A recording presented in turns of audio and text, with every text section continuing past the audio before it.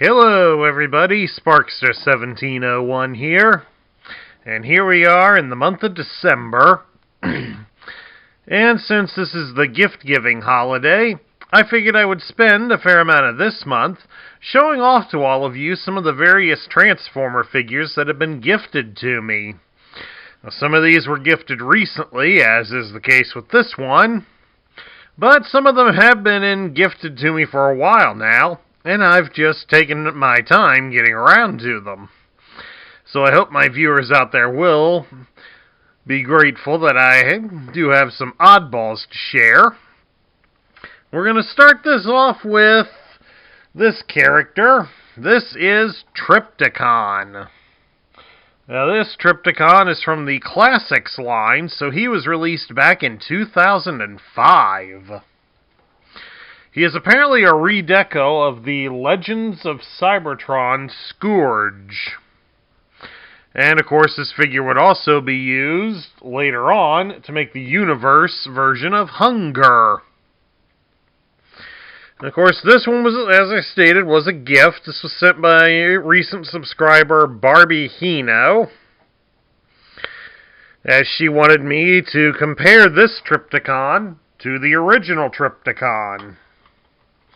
So, okay, for those of you who haven't been around for a while, we'll bring out the original Trypticon. This is Generation 1 Trypticon. Generation 1 Trypticon was released back in 1986. And he became a Decepticon city. Sort of a playset for the Transformers. He was released as a counter to the Autobot version, Metroplex. And as you can see, since the Classics were meant to invoke the idea of the Generation 1 figures, how this little guy bears any resemblance to the big guy here, I have no idea. Although it is stated that the dragon heads here on his shoulders are meant to invoke the feeling of these guns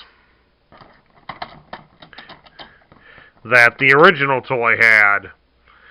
Although in most cases, when he's in robot mode, the guns are folded onto his backside like this, as they're meant to be a jetpack. But, well, what can we say? In fact, if anybody's really interested, this Trypticon is so short, even Larry, my sidekick here, is bigger than this Trypticon. How's it hanging there, Shorty?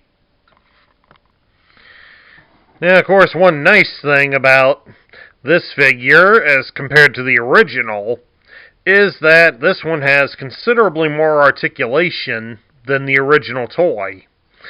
The original toy was a battery-powered unit, so a lot of his articulation was restricted in order to allow for the battery-powered functions to allow him to walk.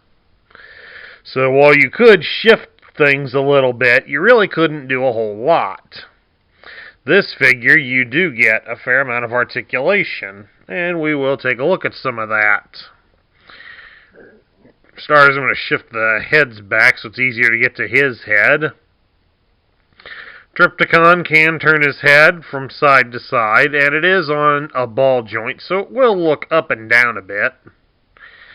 His arms only go out about that far, but he can rotate his arms at the shoulder all the way around, and they do swivel at the shoulder. He also has a swivel at his bicep, so despite the fact he doesn't hold any weapons, he does have some, he can invoke the G.I. Joe battle grip. Because unfortunately, as you can see here from this top-down perspective, he does not have any holes in his hands, so he cannot hold any weapons. His legs can be spread apart about so far, so he's not going to do any qualifying for the gymnastics team. But you can raise his leg all the way up like so you can kick him in the face. And unfortunately, he doesn't bend at the knee, but you can adjust his feet at the ankles. So all in all, he does have that going for him, as opposed to his original toy. Now, for a brief moment here, I want to show off the package, since Barbie was nice enough to send me him complete in package. And yes, I did open him up so that I could review him, because, well, you can't really see everything if he stays in the box, folks, so please don't hate me for it. But then again, he's a 2005 toy. How rare can he be? This one was basically labeled as a skill level 1 toy.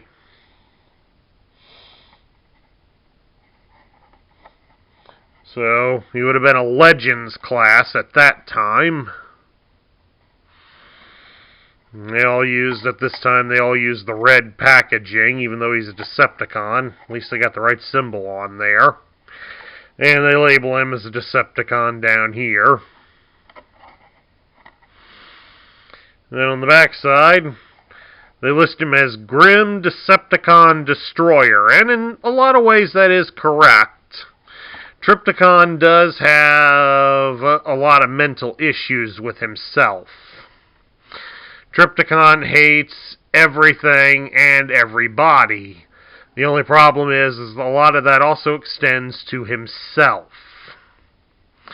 Trypticon does not like himself, and since he feels he is a prisoner forced to fight in the Transformer Civil War, that just makes his outlook even worse. So, about the only thing he would take pride in was the fact that he was capable of massive destruction. And they at least got some technical data over here on the opposite side. It gives his strength as 10, his intelligence is 7, his speed is 8, his endurance is 10, his rank is 9, his courage and fire blast are both 10, and his skill is 8. So he's still a very powerful character. This Generation 1 version was also rather powerful.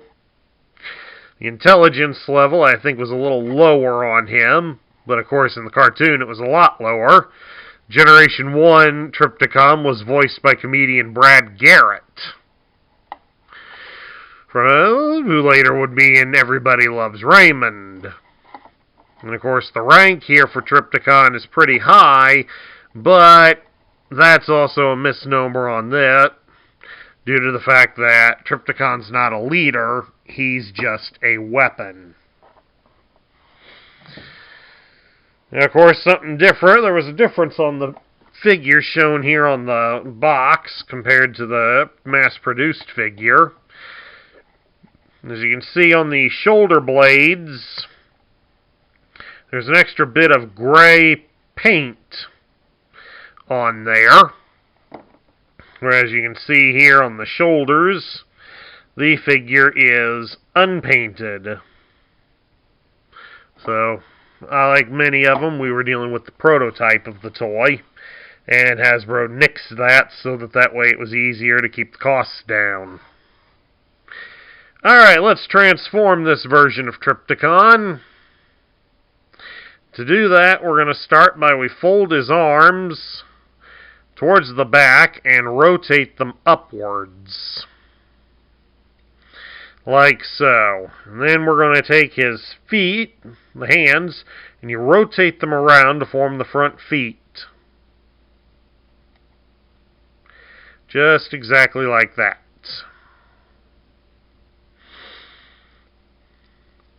Then you're going to shift the back leg, his robot legs, and adjust the ankles so that they form the rear feet. From his back, we're going to fold down his tail, like so. Then we're going to come up here to the head, We'll fold the robot head inside this little gap. Then you're going to bring out the third head, pop it free from the chest, and kind of pivot it to the side. You may have to shift the head to get clear of the other two heads, but of course, as you also saw from mine, the head pops off very easily. So we've decapitated Trypticon. Somebody I knew a long time ago had an Ultraman display, and they was carrying only the helmet of Ultraman into the store. It about panicked a little kid because he thought he decapitated a Power Ranger. Oh, fond memories of the past. There we go. Since Trypticon's middle head is on a bit of a ball joint, it will just snap right back into place. Although I wouldn't recommend doing that too many times, because it will get harder to get back on. But there we have it. Trypticon is in his alternate mode, and for this toy it is as a three-headed dragon. But of course the dragon has its own articulation. The central head is on a ball joint, so it will look up and down, and it can turn all the way around. The two gray heads are on an independent gear, separate from the way the front legs are, so they can be moved into different positions as you feel fit. And then, of course, the front legs fold outwards like so. And, of course, the feet can be rotated. And then on the back legs, you can raise and lower them and adjust the ankles. So you can get a wide variety of poses out of this guy.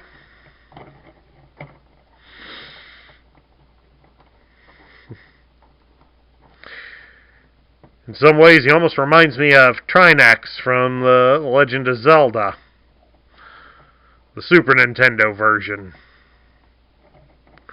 For those of you who are about my age.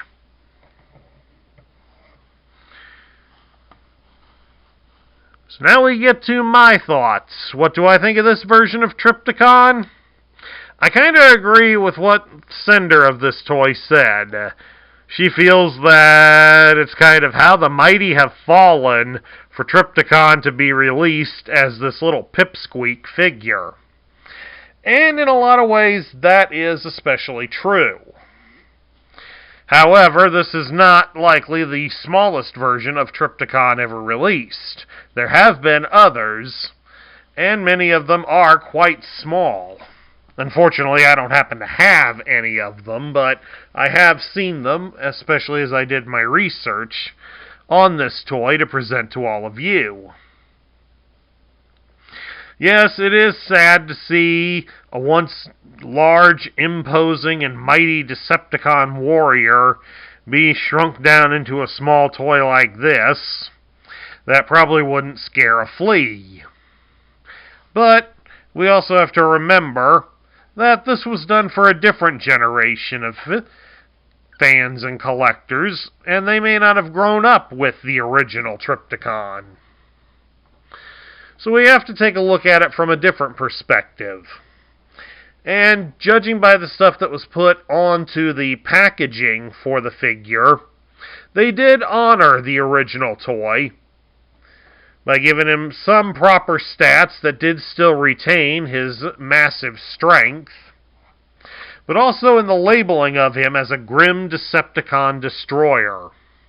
So the legacy of Trypticon is still held up by this figure, even if it is just slightly less imposing than the original toy. At any rate, that's my look at the Classics version of Trypticon. I hope everybody enjoyed it. At this point, we want to remind and ask all of you that if you enjoy the content we present here on this channel, please do remember to like, share, comment, and subscribe, because we do appreciate the feedback here. This is Sparkster1701, wanting to remind all of you that while Trypticon hates himself and hates everybody, there's no need for that in our world today. Love truly can conquer all if we're willing to give it the chance that it needs. So be patient, tell somebody out there that you love them, especially if you know them, and we'll catch you all later.